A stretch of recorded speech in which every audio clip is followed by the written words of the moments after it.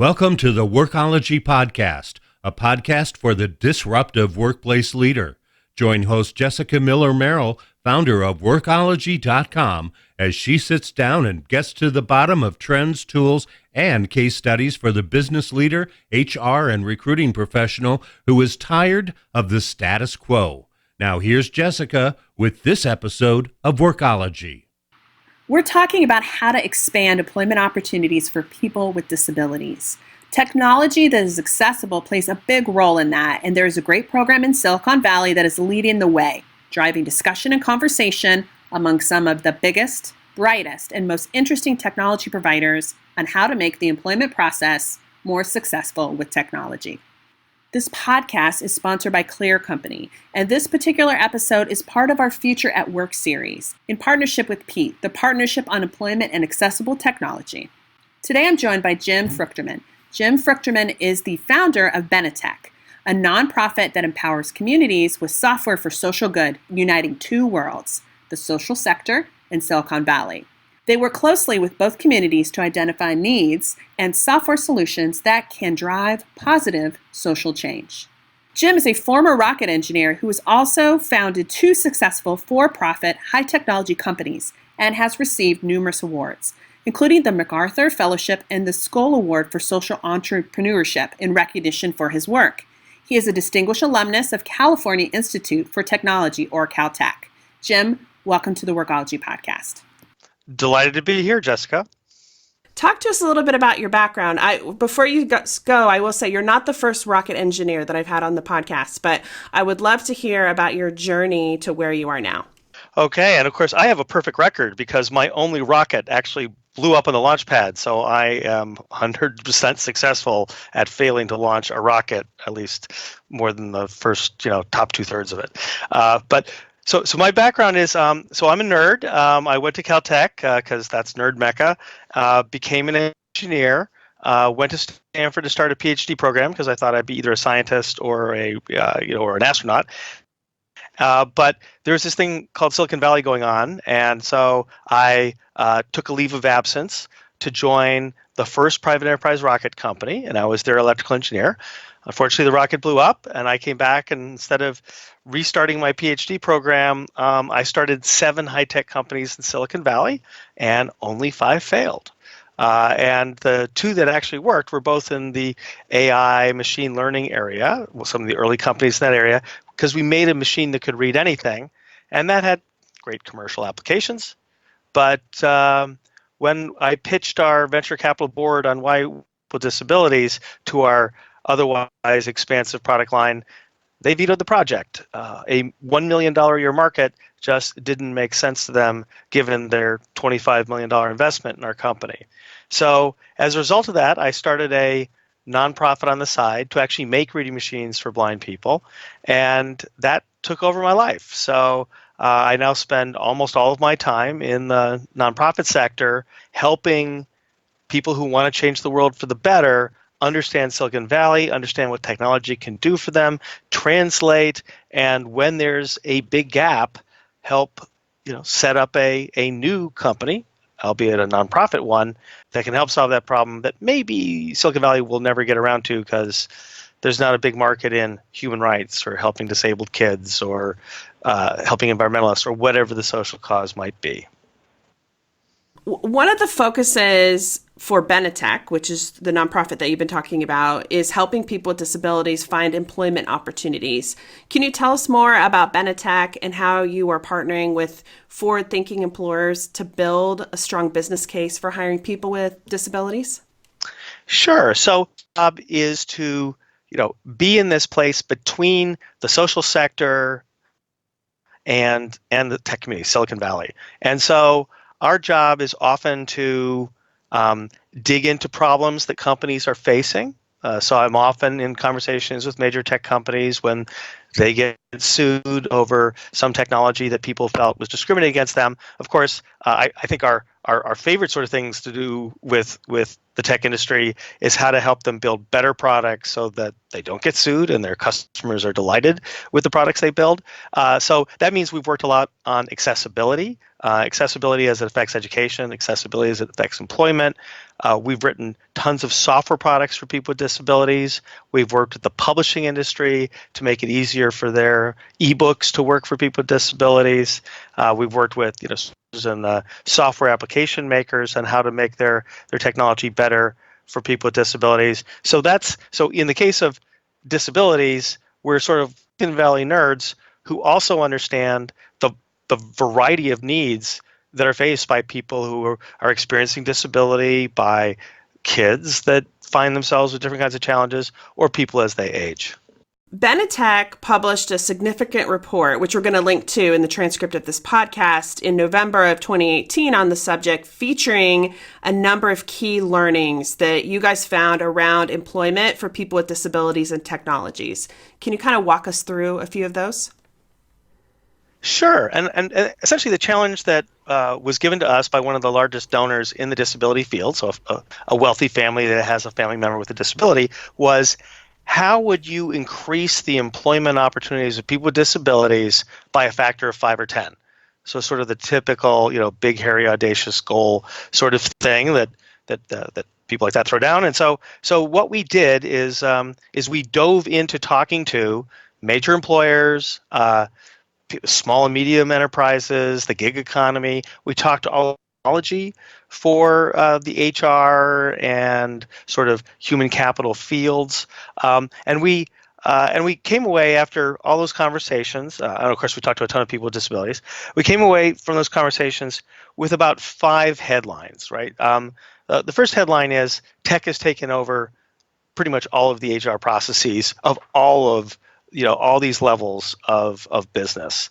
So when you're trying to do the marketing to get people to apply for a job, when people are applying for a job, when you're processing a candidate through the interviewing and the selection process, when you're onboarding them, and when you're trying to maintain them, all of that is being powered by technology.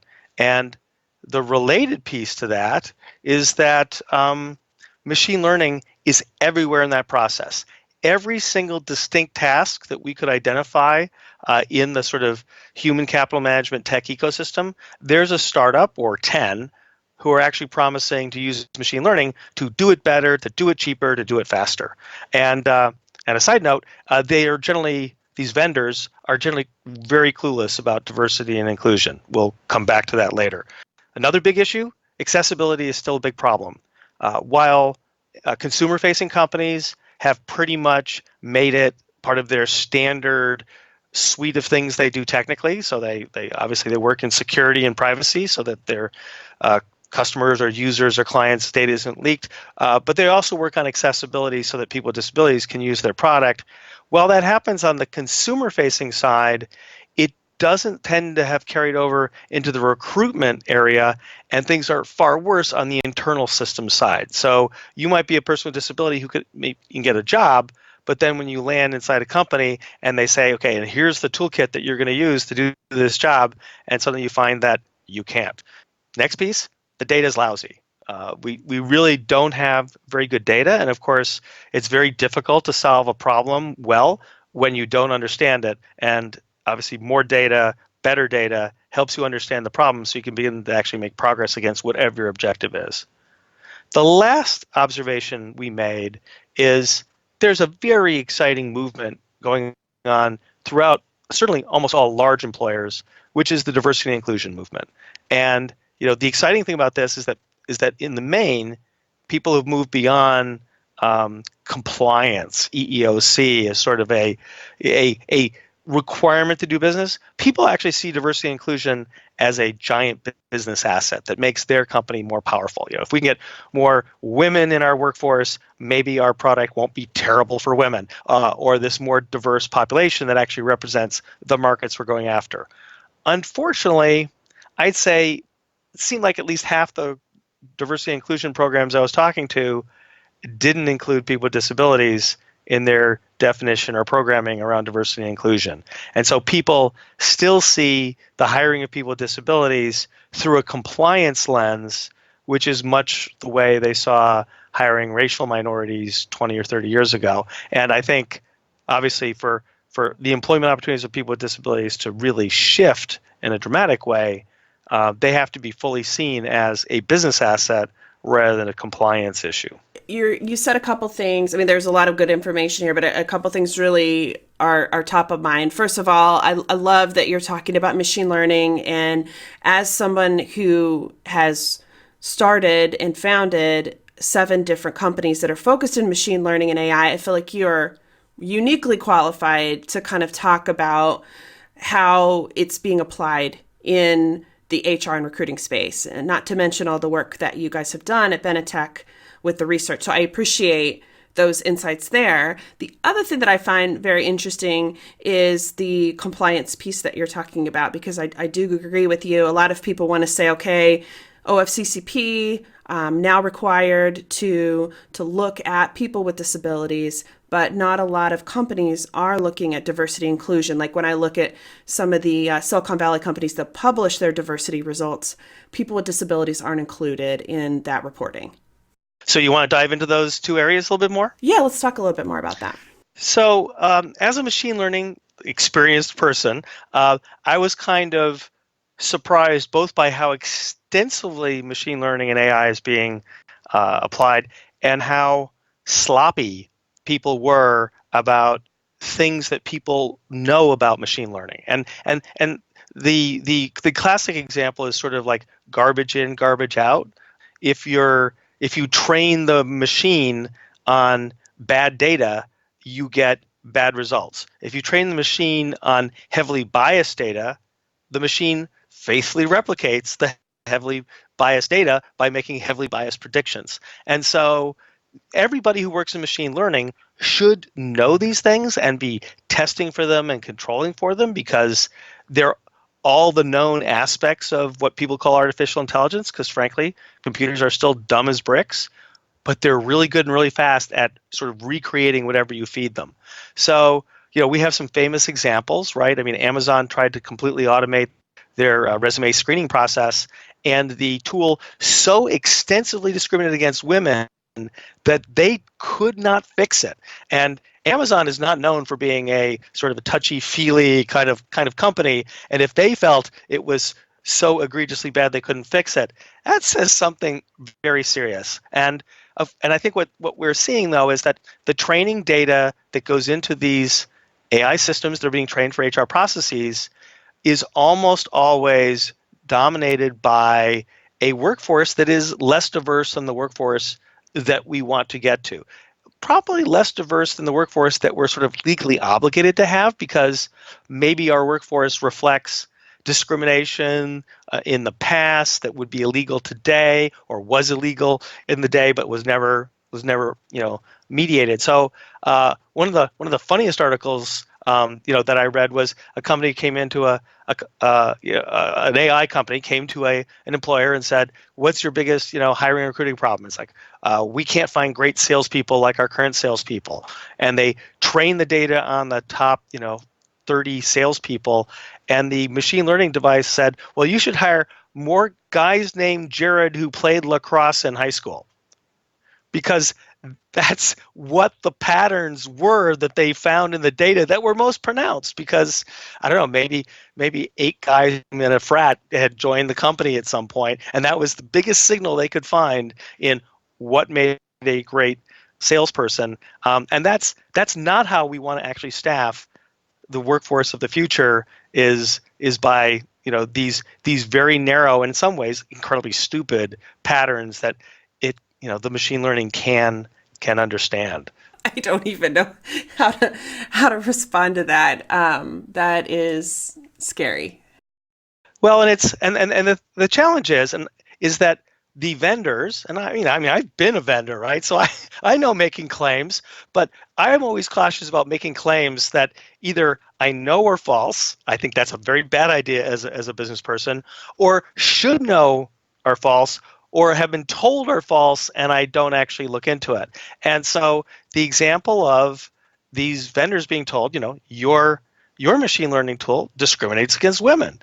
It discriminates against African Americans or people of color. It discriminates against LGBT people. It discriminates against people with disabilities. And often the vendors say some variation on, well, we went into this field to make, a machine learning thing that doesn't see gender, doesn't see color, doesn't see sexual orientation, doesn't see disability. But what they forget is they choose proxies in their data that are substitutes for gender and ethnicity and sexual orientation and disability. And then the machine discriminates not because it saw these things, but because the patterns in the data exist. So if you've never ever hired someone who went to, let's say, some universities that primarily cater to African Americans, an African American candidate will never be surfaced by the machine if which school you went to is one of the key pieces of data if you've never ever hired someone from a historically black college or university. So it's very sloppy, and I think that I think that many of the machine learning people should be embarrassed. And of course, this is not surprising to society at this moment in time when we see what Facebook and Google et al. Have actually done with their terrific machine learning algorithms, which are, let's say, not advancing the objectives of democracy and easy, safe living online. Agreed. Let's talk a little bit about some other findings from the report. The report focused a lot on accommodations, specifically when it comes to technology. And I love that you guys are focusing on this, because in my work with Pete, we have started to see so many tech companies that, specifically in the HR tech space, that aren't providing resources or their tech that those who have a disability can be able to use. So I wanted to ask you maybe what HR and workplace leaders should be doing to help maybe push that along so that companies can think about adding some maybe features and benefits of their product that people maybe with low vision or sensory or different disabilities can be able to use and take advantage. Yeah, I mean, traditionally accessibility pops up after someone is employed and when someone requests an accommodation, and usually we think of that as a post, onboarding or part of the onboarding process, as you get to request an accommodation. And I'd say in general, that's not going very well. I mean, a lot of companies are still maintaining, paper or spreadsheet kind of records of accommodation requests, which is completely different than the modern workforce management sort of system that people are used to today, where all these capabilities are automated and tracked and measured. And here's this important, essentially, HR kind of capability that is really not done in any systematic ways. I think we saw a giant gap in offering of accommodations during the employment process. And when you combine that with machine learning, where let's say 80% of candidates are screened out before a human ever looks at their resume, the fact that someone, not necessarily because they were a bad candidate, because they had accessibility problems and they didn't get an accommodation, I think that's a big issue. And I think and then we can go to sort of the acquisitions process. When you're buying an HCM system, is accessibility for the applicants, the employees, the people who are using the system, the recruiters who are using the system, is that actually part of the conversation with the vendor? If it's not, don't be surprised that you end up with a product that doesn't actually meet standards that people would say today are at least legally required, and if not legally required, would be actually the reasonable thing to do. So I think this is a big issue, which is don't buy an inaccessible product, and don't let your internal team build an inaccessible product, knowing what we know now, that accessibility is one of those sort of core requirements of any software-based system, just about any technology system.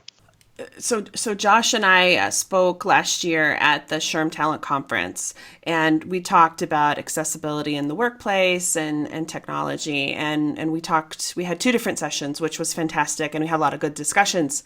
And then as we were kind of heading out of our second session, a HR tech vendor who will remain nameless came up to us and in a nice way, we had a nice spirited conversation, but they basically told us that they're not going to make their technology accessible. It's the way it is, and it would cost them too much money to be able to do that. How do you feel about that? Well, this is essentially the outsourcing of social responsibility and compliance to your customer, right? Because it's not hard to imagine, especially as this happens more and more often, the company that employs that inaccessible product being successfully sued. And I mean, I've talked to some of these, inaccessible companies, and they basically say, hey, it's not our responsibility. It's the responsibility of the employer to offer accommodations so that people can go around our product. And it's like, boy, that's a much for your product, But it doesn't come up very often. So the fact that people are starting to ask questions like this, we would not dream of buying an HR system that leaked employee social security numbers and medical conditions out the side to hackers, right? That used to happen. It's now inconceivable, and yet we're actually tolerating, mainly because of not being aware of people implementing these things that discriminate against minorities and women and people with disabilities. But because it's been outsourced to the machine rather than to, the traditional bigoted, middle manager making biased decisions. No, what we did is we sort of like studied a whole bunch of bigoted managers, trained the machine on it, and then said, now the machine's doing it, so it's okay, right? Like, not so. I'm so glad that we're having this conversation, really, because and it's nice to know that there's people like you in Silicon Valley who are standing up and trying to get the word out. And I hope that people listening to the podcast here will say, okay, I want to push back and ask more questions when I am doing vendor selection or I'm going through my RFP process. Yeah, and I don't want to make it sound like this is a one-sided conversation in Silicon Valley. There are terrific companies in the HCM field that are not doing the minimum. They're going well, above and beyond this, that are aware of these things, that care about these issues. And so, and of course, I hope they are more successful with their products out there in the field compared to these people who kind of ignore these things and take shortcuts because that makes them more money. Let's take a reset. This is Jessica Miller Merrill, and you're listening to the Workology podcast. Today, we're joined with Jim Fruchterman of Benetech about expanding employment opportunities for people with disabilities. This podcast is sponsored by Clear Company and is part of our Future at Work podcast series in partnership with the Partnership on Employment and Accessible Technology, or PEAT. This episode has been sponsored by Clear Company, a complete talent management software provider. Clear Company's software solutions include award-winning applicant tracking, onboarding, and performance management solutions. Hire, retain, and engage more top talent with Clear Company. Let's talk about maybe the candidate application process a little bit more. What advice do you have someone maybe who's wanting to make their interview or selection process more accessible? Where should they be starting? Well, I often think in terms of job descriptions at the start. Often job descriptions are the same one that was there 20 years ago. And so people haven't really visited what does this job actually require in this day and age. I saw one organization as part of our studies that every single job description had a list of I always think, typing era kind of requirements that included the ability to file paper and lift a 20-pound box. I actually do not think that every single information-based job involves being able to lift 20-pound boxes. And so, get rid of those job requirements that actually aren't real. And of course, we're also aware of the what's it called, capacity stacking or qualification stacking.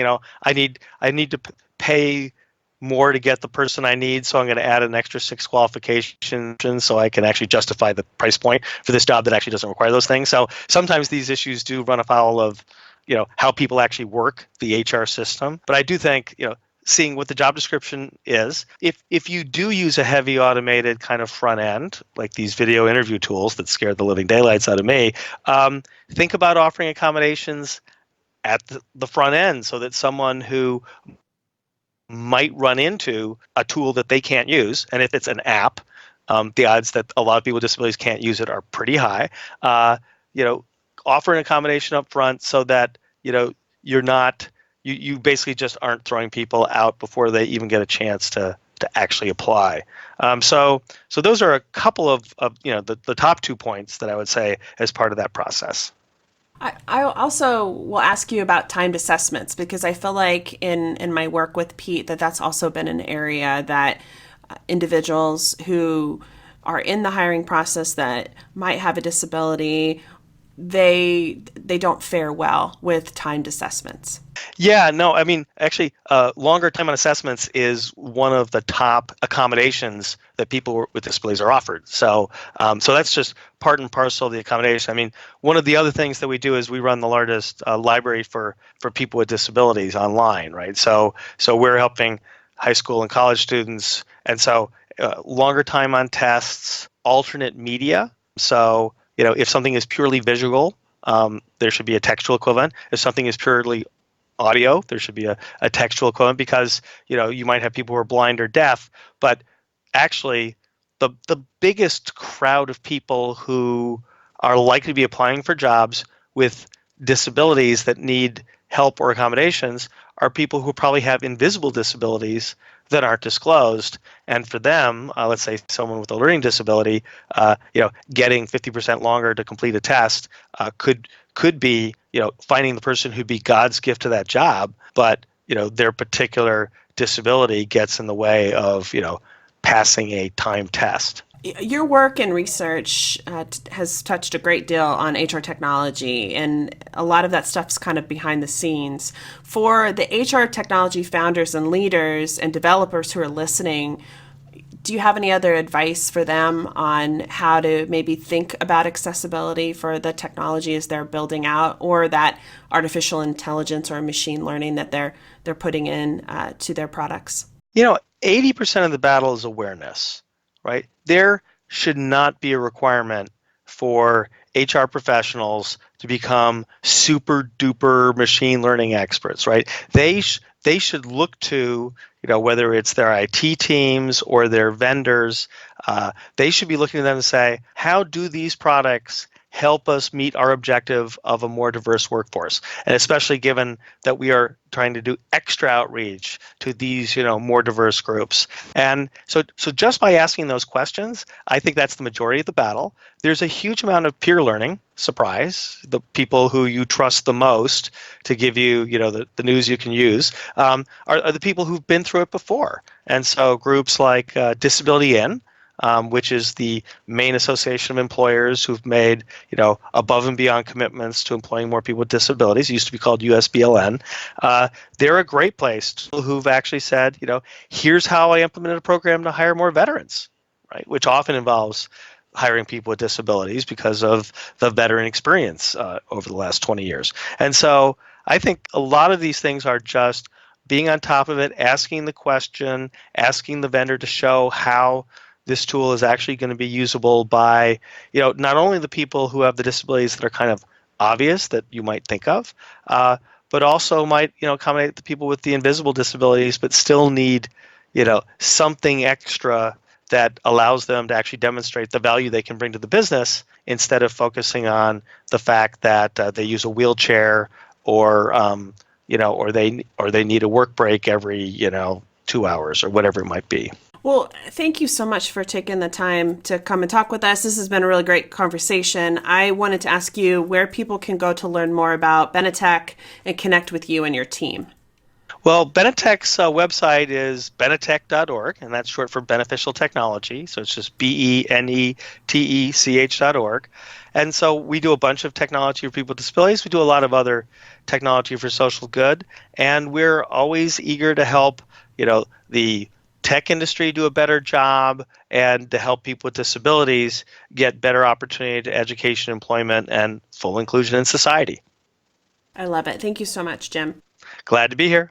The Workology Podcast Future of Work series is supported by PETE, the Partnership on Employment and Accessible Technology. PETE's initiative is to foster collaboration and action around accessible technology in the workplace. PETE is funded by the U.S. Department of Labor's Office of Disability Employment Policy, ODEP. Learn more about PETE at peteworks.org. That's PEATWORKS.org. I've long mentioned that one of the biggest areas of opportunities for employers is expanding into hidden and underserved talent pools, one of which is people with disabilities. The challenge for employers isn't just hiring people with disabilities, but providing them with the resources, tools, and technologies to be successful in their jobs. According to a 2019 Disability Equality Index report, only 55% of DEI businesses have a company-wide external and internal commitment to digital accessibility. This is accessibility throughout the entire employment lifecycle, from application to interview to onboard to exit. I love Jim's insights. His understanding of machine learning is refreshing, not to mention his knowledge of the HR technology space. We'll include a link to the Benetech report in the transcript resources of this podcast. A special thank you to our podcast sponsor, Clear Company, and our partnership series partner, PETE. Thank you for being part of this podcast, and we'll see you next time. Production services for the Workology Podcast with Jessica Miller Merrill, provided by TotalPicture.com.